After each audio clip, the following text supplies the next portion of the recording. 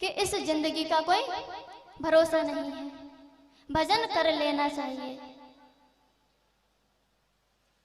कोई कहते हैं हम प्रारंभ से भजन क्यों करें, अभी तो हमारी बचपन में खेलने कूदने की उम्र है। तो क्या खेलने कूदने के साथ भजन नहीं हो सकता? हम हमारे बच्चों में ऐसे संस्कार नहीं डाल सकते? कौन मना करता है उन्हें खेलने कूदने को?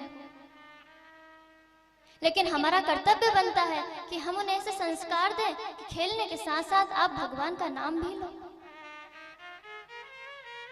कोई कहता है अभी तो भजन करने की उम्र नहीं है, अभी तो धन कमाने की उम्र है जिससे कि हमारा परिवार चलेगा। तो भैया धन कमाने की उम्र है तो धन भी तो उन्हीं की कृपा से आएगा या और कहीं से आ जाएगा? यदि उनकी कृपा ही नहीं हुई तो तुम कितनी ही मेहनत कर लो, क्या धन आएगा? फिर कहते हैं भजन तो हम बुढ़ापे में करेंगे, अभी तो हमसे भजन होता नहीं है। तो जरा जाकर पूछिए उन बुजुर्ग लोगों से जिनको मात्र पानी मांगने में भी इतनी तकलीफ होती है, तो क्या बुढ़ापे में भजन हो जाता है? भजन करने की कोई उम्र नहीं होती। वो ध्रुव महाराज, वो तो 5 वर्ष के बालक थे, 5 वर्ष में उन्होंने भगवान को प्राप्त कर लिया था। ऐसे श्रीमद् भागवत कथा सूत जी महाराज सोनकादिक ऋषियों को सुनाते हैं कि हे ऋषियों, ये कथा इतनी पावन है, इतनी पवित्र है कि जब श्री सुखदेव जी महाराज राजन परीक्षित को ये कथा श्रवण करा रहे थे तो स्वर्ग लोक से देवता लोग अमृत का कलश लेकर आते हैं और कहते हैं कि ये जो अमृत कलश है, आप इस अमृत को परीक्षित को पिला दीजिए और ये जो भागवत रसास्वादन है ये हमें पान करा दीजिए। लेकिन सुखदेव जी महाराज ने उन्हें अभक्त समझा और वहां से भगा दिया। जब सोनक ऋषियों ने यह सुना कि देवता लोगों को भगा दिया जो सर्वश्रेष्ठ है, ऐसा क्या है श्रीमद् भागवत कथा में, ऐसा क्या हुआ था?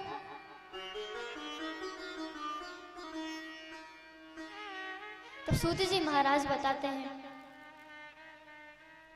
कि गंगा के किनारे जब से सुखदेव जी महाराज राजन परीक्षित को कथा श्रवण करा रहे थे, उन्हें श्राप लगा था कि 7 दिन पश्चात तक्षक नाग के दंशन से आपकी मृत्यु हो जाएगी। तब से सुखदेव जी महाराज उन्हें कथा श्रवण कराने आए।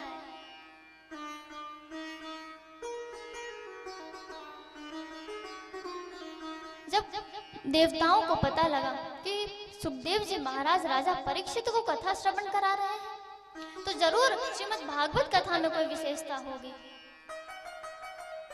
तो अमृत का कलश लेकर चल दिए कि हम कथा श्रवण करने जाएंगे तो साथ में कुछ भेंट लेकर जाए।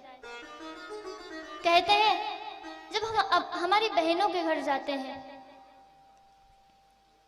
हमारी माताओं के घर जाते हैं, किसी तीर्थ स्थान पर जाते हैं, किसी धार्मिक स्थान पर जाते हैं तो साथ में कुछ लेकर जाना चाहिए। आज देवताओं ने भी ये किया। वो जा तो रहे हैं श्रीमद् भागवत कथा का दान लेने के लिए, लेकिन साथ में क्या लेकर जा रहे हैं? अमृत का कलश। स्वर्ग से अमृत कलश लेकर जा रहे हैं जो कि बड़े दुर्लभ के बाद बड़े बड़े ऋषि मुनियों को उस अमृत का पान होता है। आज वही अमृत कलश परीक्षित जी के लिए लेकर जा रहे हैं। अब जैसे श्री सुखदेव जी महाराज के पास पहुंचे तो देवताओं को तो महाराज उनकी अपनी अलग ही एक दुनिया रहती है। उनके मन में अहम था हम तो देवता हैं, हमसे कौन मना करेगा? इस पृथ्वी में कोई मना कर ही नहीं सकता। पृथ्वी तो पृथ्वी, हमें तो आकाश में कोई मना नहीं कर सकता। लेकिन श्री सुखदेव जी महाराज ऐसे परम संत शिरोमणि जो ना ही तो ऊंच नीच देखते हैं ना ही अमीरी गरीबी देखते हैं, मात्र देखते हैं तो क्या भक्ति देखते हैं कि भक्ति कितनी है, श्रद्धा कितनी है। आज जब अमृत कलश लेकर आए तो श्री सुखदेव जी महाराज को प्रणाम नहीं किया और बिना प्रणाम किए जाकर कहा, ये लो अमृत कलश और ये जो श्रीमद् भागवत कथा है आप ये हमें पान करा दीजिए।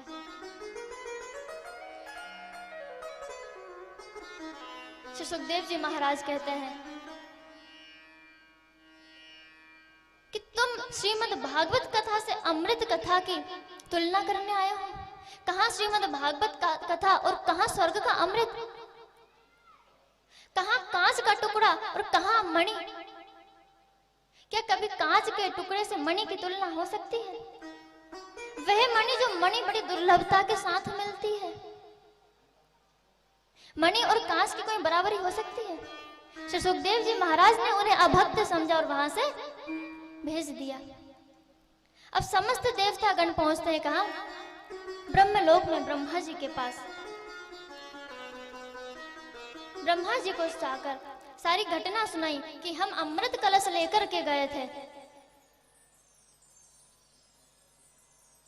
लेकिन हमें श्री सुखदेव जी महाराज ने कोई अमृत कलश लेने के बाद में हमें कोई भागवत का दान नहीं दिया। तो ब्रह्मा जी ने सोचा कि श्री सुखदेव जी महाराज जो कि परम संत शिरोमणि है, जरूर देवताओं ने कुछ उद्दंडिता की होगी, तभी श्री सुखदेव जी महाराज ने इन्हें अभक्त समझा। उन्होंने मानसिक तुला ली कि मैं पता करता हूं आखिर हुआ क्या। अपनी मानसिक तुला से एक पलड़े में संसार के समस्त वेदों को रखा, समस्त जितने भी धर्म ग्रंथ थे सभी को रख दिया, जितने भी धर्म थे सभी को रख दिया। और जब दूसरा पलड़ा आया महाराज, तो दूसरे पलड़े में मात्र और मात्र श्रीमद् भागवत कथा को रखा। और जैसे ही श्रीमद् भागवत कथा को उस पलड़े में रखा, तो श्रीमद् भागवत कथा का पलड़ा नीचे की ओर आ गया, इस पृथ्वी में आ गया, और उस दिन से आप और हम सभी के बीच में आज तक प्रसाहित होती जा रही है ऐसी श्रीमद् भागवत कथा।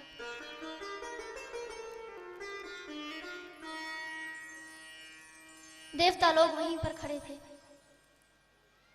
तब ब्रह्मा जी बताते हैं कि अरे देवताओं, तुम्हें पता नहीं ये श्रीमद् भागवत कथा क्या है, इसको कोई साधारण पोथी मत समझना, ये कोई किताब नहीं है। श्रीमद् भागवत कथा तो स्वयं भगवान का शब्द रूप शब्दमयी प्रतिमूर्ति है, जिसमें स्वयं श्री कृष्ण वास करते हैं, ऐसी श्रीमद् भागवत कथा है। और क्या भागवत कथा की श्री कृष्ण की किसी से तुलना हो सकती है? तुम भगवान की उन सच्चिदानंद रूप घनानंद की श्री कृष्ण की तुलना तुम एक अमृत से करने गए थे। ब्रह्मा जी को भी बड़ा दुख हुआ कि अरे देवताओं, आपने ये अच्छा नहीं किया। जैसे 7 दिन पूरे हुए, ढोल बाजने लगे, शहनाइयां बाजने लगी, ब्रह्मा जी ने देखा इतनी आवाज कहां से आ रही है, आज ब्रह्मलोक में स्वर्गलोक में इतना शोर कहां से आ रहा है। जैसे ही उन्होंने देखा तो चतुर्भुजधारी पार्षदों के साथ परीक्षित जी महाराज विमान में बैठकर स्वर्गलोक जा रहे थे। ब्रह्मा जी महाराज प्रणाम करते हैं कि धन्य है श्रीमद् भागवत कथा, धन्य है ऐसा ग्रंथ जिसके श्रवण मात्र से स्वर्ग की प्राप्ति हो जाती है, ऐसी श्रीमद् भागवत कथा।